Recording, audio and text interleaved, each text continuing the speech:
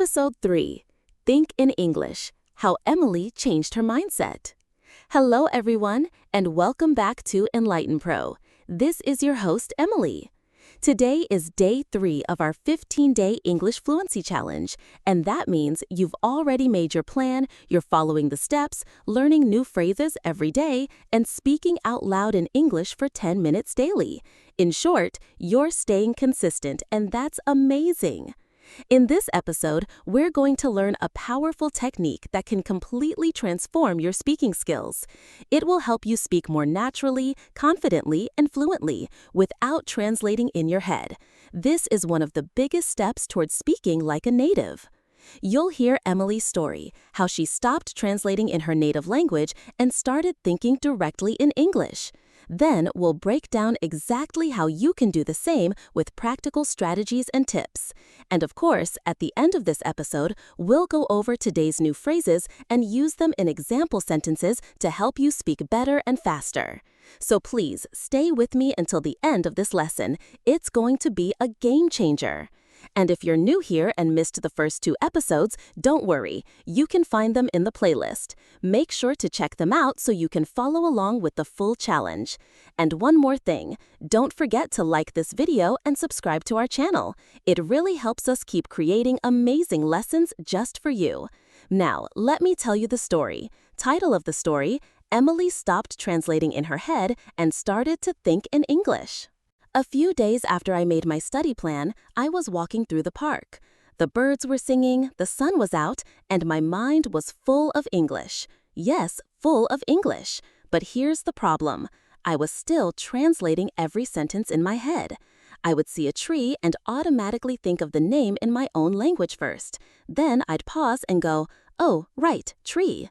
Then I'd see a family laughing and think, how would I say that in English? I used to translate it in my head from my language to English. They are laughing.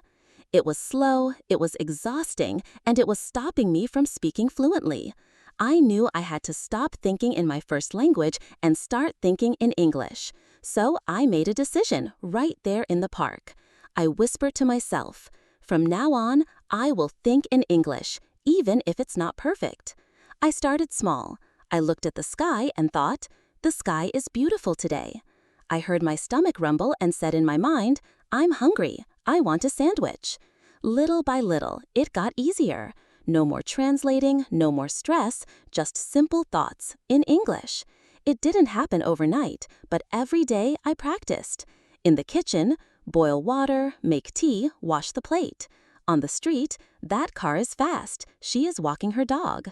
And soon something magical happened. English became my second voice. All right, now let's talk about the lesson behind Emily's story and why you should think in English. Thinking in English is one of the best ways to become fluent. When you translate in your head, it slows you down, it makes you nervous, and it creates a wall between your thoughts and your words. But when you think directly in English, everything becomes easier. You feel free, you speak faster, and you sound more natural. So, how do you start? Here are 3 quick tips. 1. Start small. Look at the things around you and name them in English. Like, this is a chair. That is my phone. I am drinking tea. 2. Talk to yourself in English. In your mind, say what you're doing. I'm walking to the store. I need to buy bread. 3. Use simple phrases you already know. Don't try to be perfect. Just try to keep the English flowing. And most of all, keep going. Don't stop. Even if it feels strange, believe me, it's working. Okay, let's learn the powerful phrases from today's story. We'll go one by one with 2 simple examples for each. Okay, let's talk about the helpful phrases from today's episode. The first phrase is, think in English. So, what does that mean? It means you stop translating from your native language and you start forming your thoughts directly in English. That's the goal of today's strategy. Here's an example. If you want to speak fluently, try to think in English as much as you can.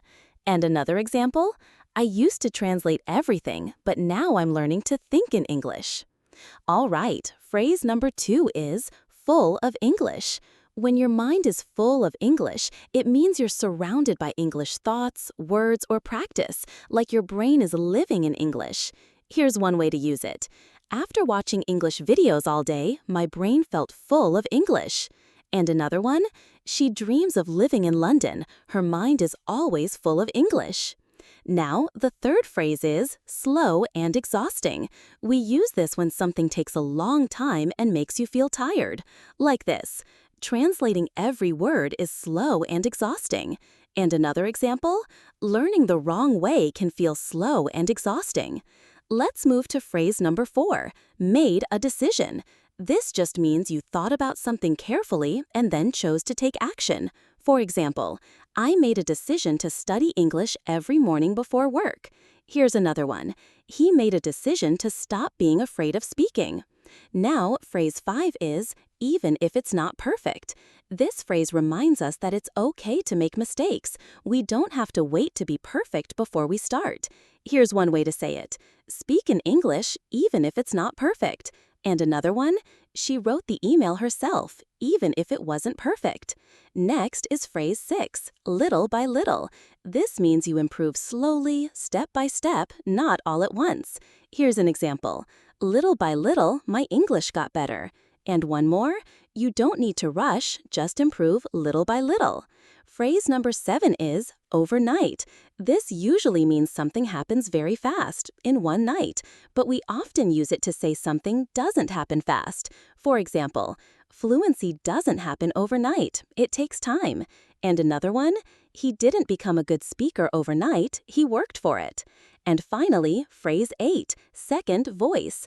This is a beautiful way to say that English has become your natural second language, like another voice you can use.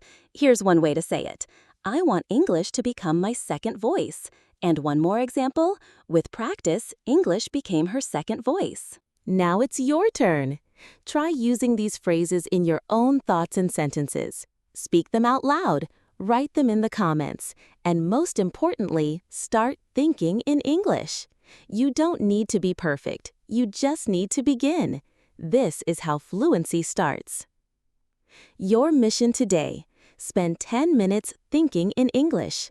Look around you and describe everything in English, in your mind. It can be simple. I see a cup. The chair is black. I'm tired, but I'm learning. Just do it and keep doing it every day. You'll be amazed how fast your brain will adjust. And remember, stick to your plan. Take this seriously. This challenge can change your life if you keep going. Don't forget to subscribe and click the bell so you never miss a day. This is EnglightenPro, your daily English boost. You've got this. I believe in you. See you in episode 4, where Emily meets a speaking partner who changes everything. Keep thinking in English, keep growing, and remember, your voice matters.